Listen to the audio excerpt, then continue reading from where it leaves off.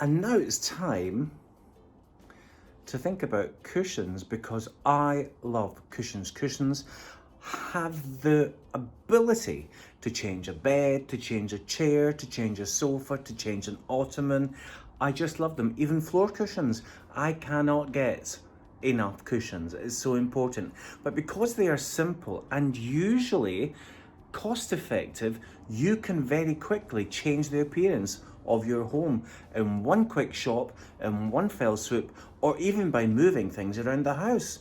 But what I do to make sure that they are sitting pretty is I take my hand, I look at them, I place them, but they must look good with a karate chop, because they sit perfectly then. And you'll see on this sofa here, what I've done is taken time to sit them perfectly and karate chop, and karate chop, and karate chop, and karate chop, and karate chop.